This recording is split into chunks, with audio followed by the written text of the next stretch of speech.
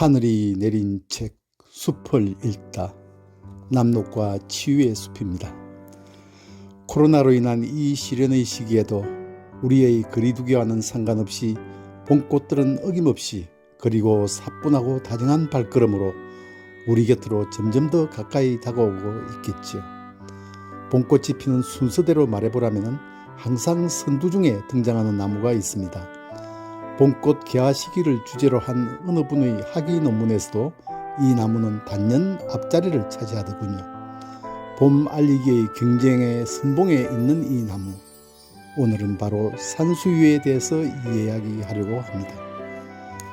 시인 박남주는 산수유가 피는 시기를 이렇게 표현합니다.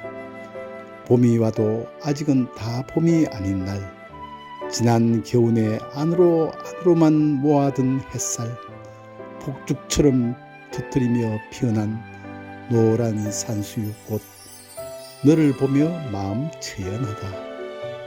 아직 완전한 봄도 아닌 때에 피어나 추위로 얇고 가느린 노란 꽃잎을 떨고 있는 산수유의 모습이 처연해 보이기까지 했을까요?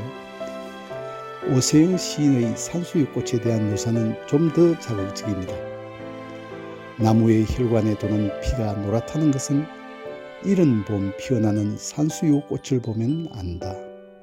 아직 늦추이고 온 숲에 기승을 부리는 독감, 밤새 열에 시달린 나무들의 아침, 기침을 한다. 콜록콜록 마른 가지에 번지는 노란 열꽃. 너무 일찍 핀 까닭에 산수유도 늦추위로 독감에 걸렸고 노란 피를 가졌기에 노란 열꽃이 피었다네요. 이 발진을 산수유의 꽃이라고 말합니다. 모든 산수유가 겨울이 채 가기도 전 아주 이른 봄에 핀다는 걸 묘사한 것인데요. 시인들의 상상력이나 말장난은 역시 대단합니다. 봄의 산에는 생강나무의 노란 꽃물길이 넘실된다면 도시의 공원과 거리에선 주로 산수유 꽃의 노랑 파도가 굽이칩니다. 그런데 산수유는 다른 나무에 앞서 봄을 알리는 선구적 역할만으로도 명성을 떨치게 된 것이 아니라 가을이 되면 꽃처럼 붉은 열매가 주렁주렁 매달린 모습도 정말 매혹적입니다. 나무를 온통 뒤집어 쓰기라도 하듯이 무리 지어 달린 작은 대추처럼 생겼으면서도 선명한 적색의 열매는 가을 하늘을 더욱 푸르게 보이도록 하며 추운 겨울까지도 여전히 잎진 나무를 아름답게 장식을 해줍니다. 산수유의 꽃은 새노란 꽃이 잎보다 먼저 피어납니다.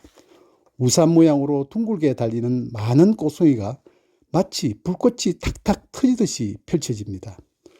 암수 한 그루에 4개의 뾰족한 꽃잎 끝부분은 뒤로 살짝 제껴진 듯이 보이고요. 또 키가 거의 10m 수준인 큰 키 나무이며 나무 껍질이 얇은 조각으로 불규칙적으로 너덜너덜 떨어져 있고 뒷면 잎맥 겨드랑이에 갈색 털이 빽빽한 것을 볼 수가 있지요. 붉게 익은 열매는 한겨울까지 달려 있어서 추운 겨울날 잎은 떨어졌는데 벗겨지고 너저분해진 줄기에 붉은 열매를 주렁주렁 달고 있는 도심이나 도로변 나무는 거의 산수유라고 보면 됩니다.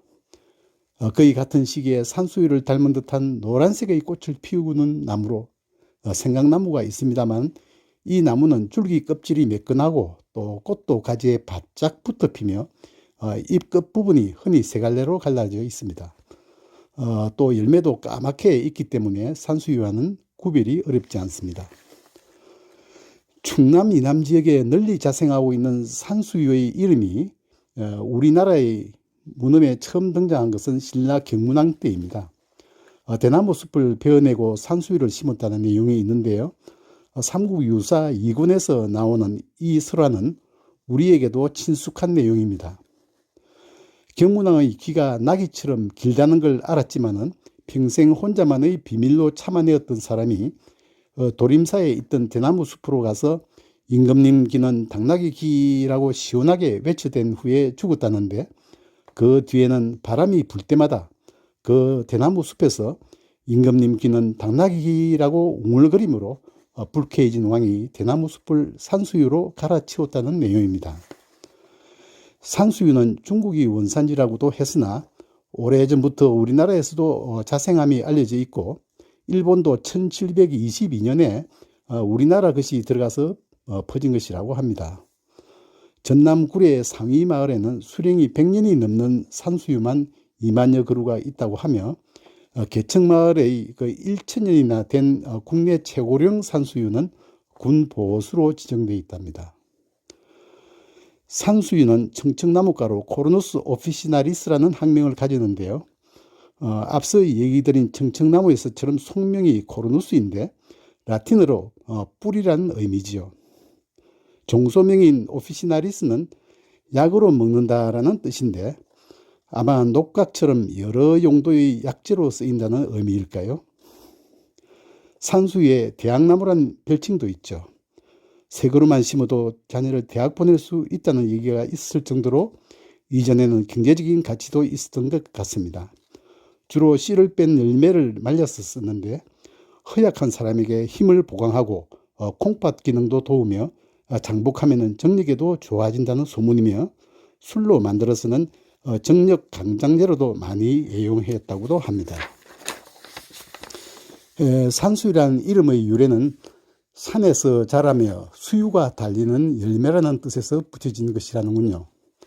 수는 나무나 열매의 이름을, 유는 생으로 그냥 먹을 수 있는 풀 이름을 뜻한다고도 하며 한자 숫자가 붉다는 의미의 주자로 구성된 것으로 보아서 붉게 익은 열매를 날것으로도 먹을 수 있는 나무란 뜻이겠거니 추측해 봅니다. 한자명으로는 석조, 촉산조, 육조 등으로도 불리며 대추를 뜻하는 조자가 뒤에 붙고 있는데 열매가 대추를 닮은 데서 나온 말을 뜻합니다. 중국서 약재로 쓰이는 동명의 수유와는 그 기원이 다릅니다.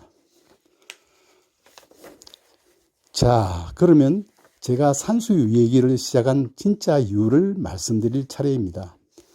산수유는 어느 나무보다도 먼저 봄꽃을 피우고 잎 달고 열매 맺으며 혈기왕성하게 여름과 가을을 거치는 동안에도 결코 쉼없이 또 다른 봄을 대비하는 아주 부지런하고 준비성 있는 나무 중에서도 아마 거의 으뜸인 나무입니다. 찬란한 결실의 가을에 옹기종기 물이 져 달린 빨간 열매의 곁에서 또한 모든 잎을 떨구어 버린 버림과 비움의 가지끝 여기저기에서 벌써 작은 새 생명들이 자리 잡기 시작하고 있습니다. 완성과 결실을 이룬 그 순간에 또 다른 생명이 이미 준비되고 있지요. 어미나무는 이 희망의 싹들이 겨울의 모진 추위와 수분 증발로부터 보호받고 견딜 수 있도록 따뜻한 털이 가득한 껍질을 만들어 꽁꽁 둘러쌉니다. 이것을 우리는 산수유의 겨울눈이라고 합니다. 작고 연약한 분들이 외롭고 힘든 시련의 긴긴 겨울을 무사히 넘겨 새 꽃과 잎으로 다시 태어나도록 힘을 모아주느라 어미나무 자신은 헐벗고 메마른 상태로 은동수란을 버텨냅니다. 어미나무는 자신의 생명까지 내걸었고 겨울눈은 어미가 심어준 부모의 꿈과 희망, 자신에게 주어진 사명 모두를 각인시키면서 새로운 탄생을 준비합니다. 그리하여 마침내 가장 먼저 꽃망울을 터뜨려 새 생명의 봄을 맞게 됩니다. 결실의 순간이 바로 또 다른 결실과 탄생을 준비해야 하는 출발점입니다. 그리고 나 자신의 버림과 비움이 따를 때 우리는 새 생명을 탄생시킬 수 있음을 산수유로부터도 배웁니다. 어느 누구보다 산수유는 미리 대비하고 준비하였기에 가장 일찍 봄꽃으로 새 생명을 시작합니다. 산수유는 우리의 스승입니다. 깨달음은 치유의 원천입니다.